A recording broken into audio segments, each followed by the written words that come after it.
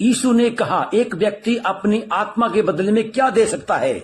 इसका उत्तर है कुछ नहीं। संसारिक जीवन और आत्मिक जीवन परस्पर एक दूसरे के विरोधी हैं। हम जितनी संसारिक आशीषों को प्राप्त करना चाहते हैं, हम उतनी ही आत्मिक आशीषों को गवाते हैं। हम मसीह के खातिर जिस सीमा तक संसारिक लाभ को छोड़ते हैं, हम उस सीमा तक आत्मिक लाभ प्राप्त करते हैं। यीशु ने अपने पीछे चलने वाले लोगों से पूर्ण जीवन की प्रतिज्ञा की है। वह इस संसार में ही आरंभ हो जाती है। हम जिस क्षण यीशु पर विश्वास करते हैं, उसी क्षण हमारा अनंत जीवन शुरू हो जाता है। यीशु हमसे सिर्फ यह कहता है, इन संसारिक आशीषों की खोज में मत रहो, केवल मुझे ढूंढो और मैं तुम्हें अभी तथा सदा तक की आशीष दूंगा। आमीन। क्रूस का मार्ग दुख सहने का मार्ग था। वही मार्ग हमारा होना चाहिए। मसीही लोग किसी एक धारणा या दार्शनिक सिद्धांत अथवा राजनीतिक पार्टी के पीछे नहीं चलते हैं। यहाँ तक कि वे किसी धर्म के पीछे भी नहीं चलते हैं। वे एक व्यक्ति यीशु मसीह के पीछे चलते हैं। तब यीशु ने एक विचित्र बात कही, क्योंकि जो कोई अपना प्राण बचाना चाहे वह उसे खोएगा, पर जो कोई मेरे और सुसमाचार के लिए अपना प्राण खोएगा वह उसे बचाएगा। वह सच्चा आत्मिक जीवन तथा अनंत जीवन प्राप्त करेगा। किसी व्यक्ति के द्वारा मसीह और उसके सुसमाचार के लिए अपने जीवन को गंवाने का मतलब है अपने आप से इनकार करना, अपना क्रूस उठाना और यीशु के पीछे चलना। आमीन। संत पतरस, संत याकूब और संत यूहन्ना ने यीशु को महिमा युक्त रूप में परिवर्तित देखा। चेलों के द्वारा यह अंगीकार करने के बाद कि यीशु सचमुच मसीह था, अब यीशु उन 3 शिष्यों पर परमेश्वर के महिमा युक्त पुत्र के रूप में प्रकट होकर उनके विश्वास को दृढ़ करता है। मूसा और एलिया भी यीशु के साथ महिमा युक्त दीप्तिमान महानता में प्रकट हुए। संत लुक्का के वृत्तांत के अनुसार उन्होंने यीशु के आने वाले समय में, भविष्य में उसकी मृत्यु, उसके पुनरुत्थान तथा स्वर्ग में उसके स्वर्गारोहण के बारे में बातें की। हमें इससे स्पष्ट दिखाई देता है कि परमेश्वर के पवित्र लोग या संत लोग जो पृथ्वी छोड़ चुके हैं, वे मरते नहीं हैं, परंतु वे सिर्फ सोते हैं। आमीन। यहाँ हमें पर्वत की चोटी पर हुए रूपांतरण और नीचे स्थित घाटी के बीच अत्यधिक असमानता, विरोधाभास दिखाई देती है।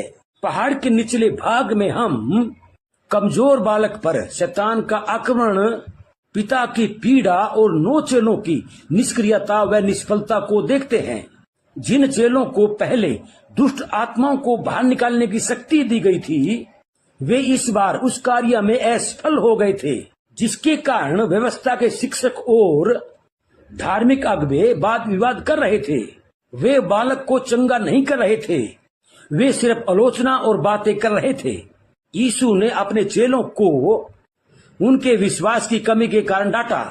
वे अपने विश्वास के अभाव के कारण दुष्ट आत्मा को बाहर नहीं निकाल सके। आमीन। संत पतरस ने कहा, हे रबी, हमारा यहाँ रहना अच्छा है।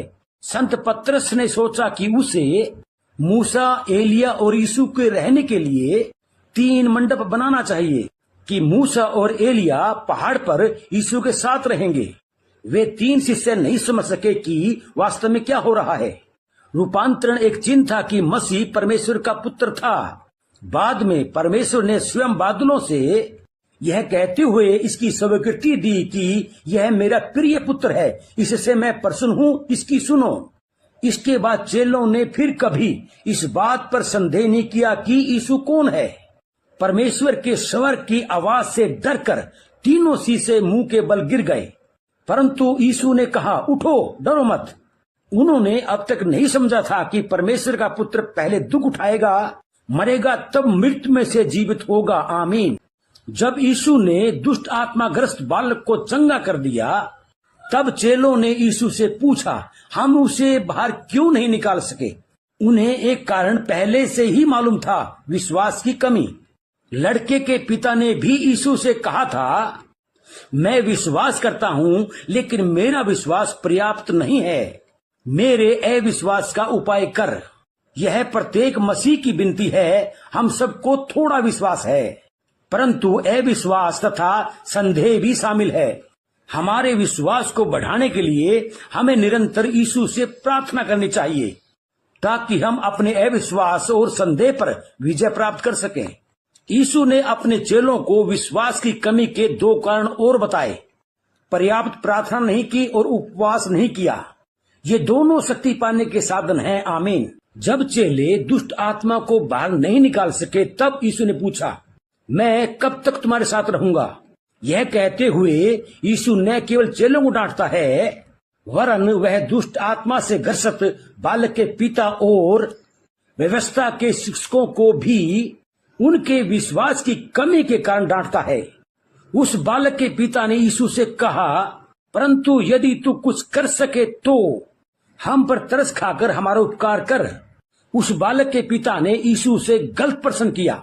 यीशु ने कहा, मैं तेरे पुत्र को सचमुच चंगा कर सकता हूँ, लेकिन प्रश्न यह है, क्या तू विश्वास करता है?